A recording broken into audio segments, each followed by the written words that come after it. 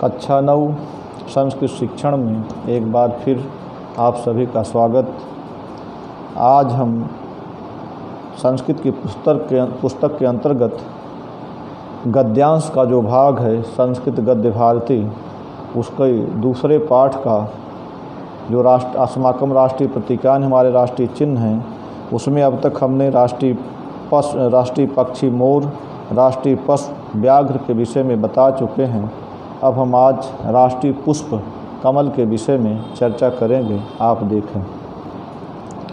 कमलम सरसिजम पद्मम पंकजम शतदलम इत्यादि नाम भी प्रथितम पुष्पम अस्माकं राष्ट्रीय प्रतीकत्वेन स्वीकृतम राष्ट्रीय पुष्पस्य यशो विधते। करें कमल, सरसिज, पद्म, पंकज, शतदल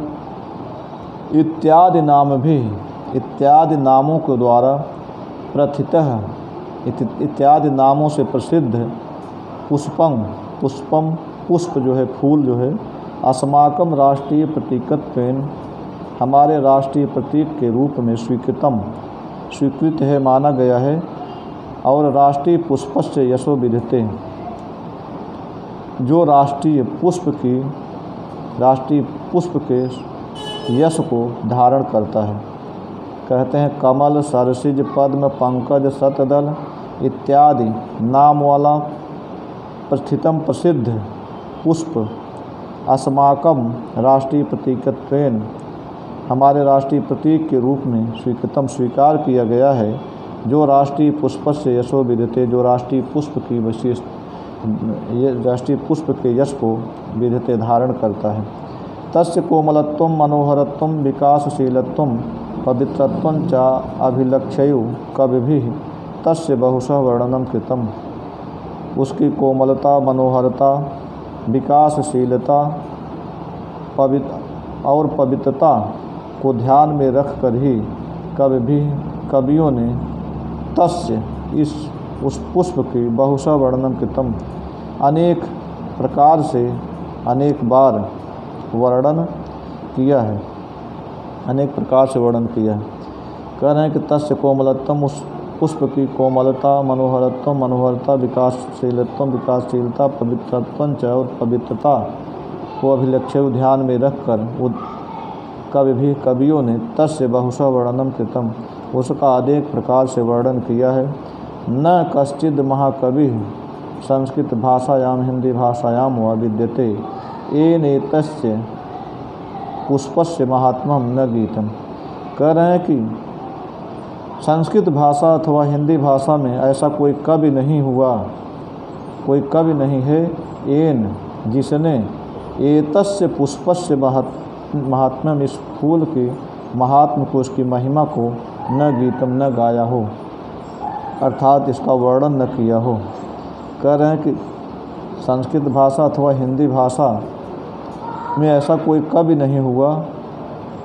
कवि नहीं है एन जिसने एतस्य पुष्पस्य महात्म्यम न गीतम, इस फूल की महिमा का बखान न किया हो, इस फूल की महिमा को न गाया हो, महत्व को न बताया हो। देवानां स्तुति प्रसंगे दिव्य कर चरण आदीनां अंगानां मानव हृदयस्य च उपमानी कृतम सत् सांस्कृतिकं महत्वं बिभर्ति पुष्पमिदम्। कह रहे हैं कि देवानाम स्तुति प्रसंगे, देवताओं को स्तुति के समय दिव्य कर चरण आदि नाम अंगानाम मानव हृदय से उपमानी कृतम, दिव्य कर दैवी हाथ, दैवी चरण आदि अंगों का और मानव हृदय से, और मानव हृदय का, मनुष्य के हृदय का उपमानी कृतम, उपमान बनकर तत् सांस्कृतम महत्वम बिभर्ति, उसकी उपमान बनकर सांस्कृतम महत्वम बिभर्ति पुष्पम इदम, यह फूल हमारे सांस्कृतिक महत्व को धारण करता है। कहने का तात्पर्य देवताओं के प्रसंग, देवताओं का भी चढ़ता है। स्तुति के प्रसंग में कहा जाता है कि उसका चरण जो है फूल के समान है, कमल के समान है, उसका हाथ कमल के समान है, और इसी तरह से अनेक अंगों का वर्णन किया जाता है और कहते हैं कि अरे उसका हृदय तो फूल जैसा कोमल है, कमल के समान कोमल है। इस प्रकार उपमान बनकर वह सांस्कृतिक महत्व को यह पुष्प धारण करता है। देवानाम स्तुति प्रसंगे देवताओं को पूजा के समय अलौकिक हाथ, पैर आदि अंगों का और मानव हृदय का उपमानिकृतम सत्य उपमान बनकर इदम पुष्पम यह पुष्प सांस्कृतिक महत्व विभर सांस्कृतिक महत्व को धारण करता है। शरद ऋतु मनोहरम पुष्पम इदम यत्र यत्र जल संकुलेषु तडागेषु सरस्सु चा अनायासेनोत्पद्यते वर्धते रविकर निकर संसर्गात प्रस्फुटित। कह रहे हैं शरद ऋतु में मनोहरम पुष्पम इदम यह मनोहर पुष्प यत्र तत्र जहाँ तहाँ जल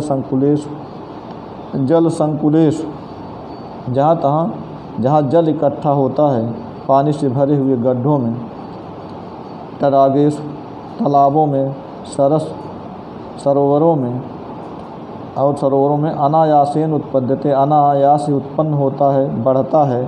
रवि कर निकर संसर्गात और सूर्य की किरणों के संपर्क होने पर, संसर्ग में आने पर प्रस्फुटित खिलता है। पंके जायते पंकजः कीचड़ में उत्पन्न होने के कारण इसको पंकज कहा जाता है। जल संयोगम शरद कालन च अवाप्य पानी का संयोग और शरद ऋतु को प्राप्त करके वर्धते बढ़ता है, शोभते च सुशोभित होता है।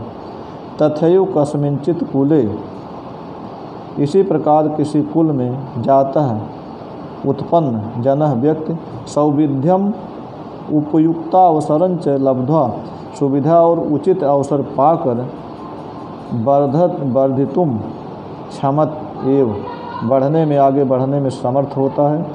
तत्पुष्पस्य राष्ट्रकृते संदेश है यही हमारे पुष्प राष्ट्रीय इस फूल का हमारे राष्ट्र के लिए संदेश है। कह रहे हैं जैसे पुष्प जो कमल है पानी में सूर्य के किरणों से संसर्ग से उचित वातावरण पाकर बढ़ता है, फूलता है, उसी प्रकार किसी भी कुल खानदान में उत्पन्न होने वाला व्यक्ति हमारे राष्ट्र में सुविधाओं को प्राप्त करके उचित अवसर पा करके वह जो है आगे बढ़ता है, फलता फूलता है, अपना विकास करता है और राष्ट्र के विकास में भी योगदान देता है। इसी के साथ धन्यवाद। अगले दिन अगले राष्ट्रीय जो हमारा राष्ट्रीय प्रतीक है राष्ट्रगान उसके विषय में हम चर्चा करेंगे। आज यहीं तक, धन्यवाद।